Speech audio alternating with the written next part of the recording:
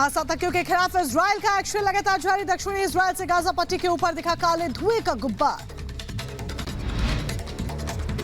दक्षिणी लेबनान में इजरायली सेना का ताबड़तोड़ हमला, पेट्रोलियम सामग्री और जनरेटर के भंडारण को नष्ट किया।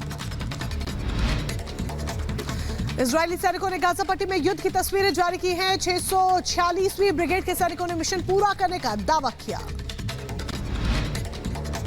दक्षिणी लेबनान के गाजी शहर में इजरायली सैनिकों का हमला, हिजबुल्लाह के हथियार गोदाम को बनाया निशाना। गाजा के रफा में इजराइल का ताबड़तोड़ हमला, हवाई हमले में कार हुई क्षतिग्रस्त। कड़ी मुशक्कत के बाद लोगों ने दोनों शवों को निकाला। मध्य गाजा की दीर अल बलाह में आवासीय इमारत पर इजराइल का हमला, करीब 17 लोगों की हुई मौत। मरने वालों में 4 महिलाएं और 4 बच्चे भी शामिल। युद्ध के बीच गाजा पट्टी और इजराइल बॉर्डर पर सैन्य वाहन की तस्वीरें सामने आई हैं। इजराइल ने गाजा के कुछ हिस्सों से निकासी का आदेश किया जारी। यूक्रेन के अवदीवका शहर पर रूस का कब्जा, रूसी रक्षा मंत्रालय ने कब्जे वाले शहर में सैनिकों की फुटेज जारी की। ग्रीस की राजधानी एथेंस में 200 ट्रैक्टर्स के साथ किसानों ने प्रदर्शन किया है। ट्रैक्टर्स पर ग्रीस के झंडे और काले झंडे के साथ विरोध जाहिर किया। अल्बानिया में विपक्ष के समर्थकों ने सरकार के खिलाफ किया प्रदर्शन। पुलिस और प्रदर्शनकारियों में झड़प हुई। प्रदर्शनकारियों ने जमकर पथराव किया और आगजनी भी की। स्पेन में युवक का मिला शत विशत शव, शरीर पर गोलियों के पाए गए निशान। स्पेन ने रूसी नागरिक होने की जताई आशंका। सिंगापुर में एशिया का सबसे बड़ा एयर शो का आयोजन, चीन के C919 जेट में एयर शो में हिस्सा लिया। 25 फरवरी तक आयोजन में 50,000 के करीब लोगों के पहुंचने का अनुमान। गाजा में मानवीय संघर्ष विराम वाले प्रस्ताव की मांग पर यूएन में वोटिंग। अरब देशों के समर्थन वाले संयुक्त राष्ट्र के प्रस्ताव को अमेरिका ने किया वीटो।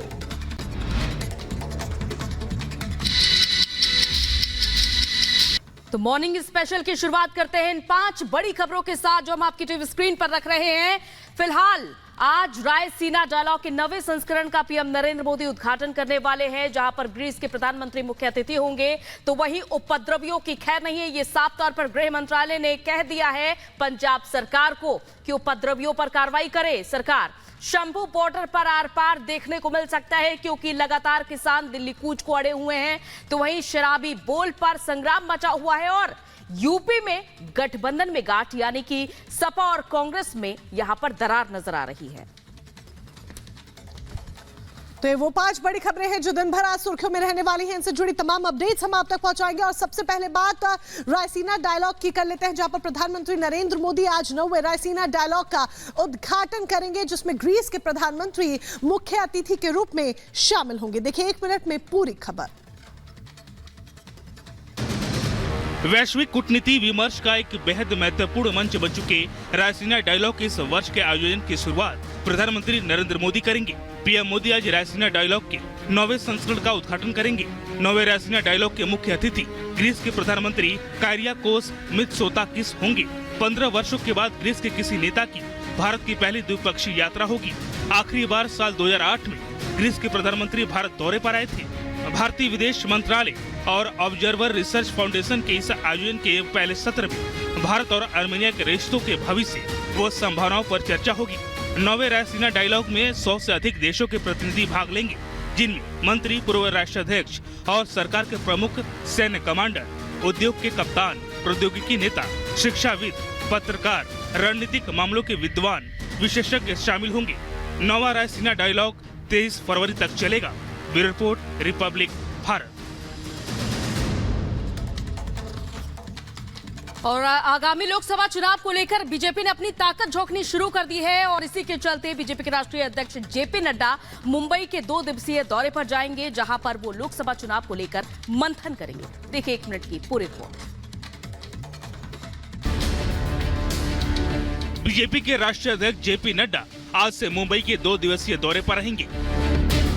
इस दौरान नड्डा आज मुंबई के अंधेरी में कार्यकर्ता सम्मेलन को संबोधित करेंगे। फिर चुनाव संचालन समिति के साथ टिफिन बैठक और क्लस्टर चुनाव संचालन समिति के साथ भी बैठक करेंगे। जेपी नड्डा कल गिरगांव चौपाटी में छत्रपति शिवाजी महाराज शिल्प का पूजन व उद्घाटन करेंगे और नवी मुंबई में मुंबई अश्वमेघ गायत्री महायज्ञ में भी शामिल होंगे। 2 दिनों के मुंबई दौरे में जेपी नड्डा कई सार्वजनिक और संगठनात्मक कार्यक्रमों में शामिल होंगे। इस दौरान वे कार्यकर्ता सम्मेलन और क्लस्टर बैठक के साथ साथ लाभार्थी सम्मेलन और कार्यकर्ता सम्मेलन को भी संबोधित करेंगे। लोकसभा चुनाव से पहले बीजेपी अध्यक्ष का यह दौरा महाराष्ट्र में बीजेपी कार्यकर्ताओं में नया जोश भरेगा।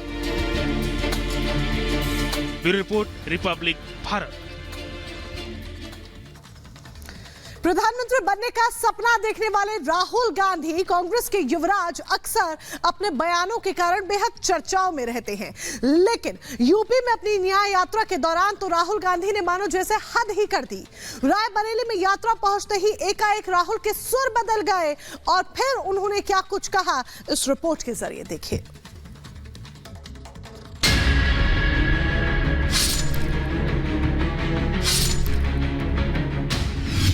शराबी बोल पर छिड़ा संग्राम।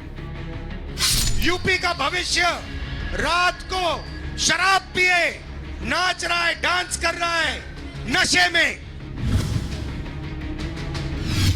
युवाओं का अपमान, मचा घमासान।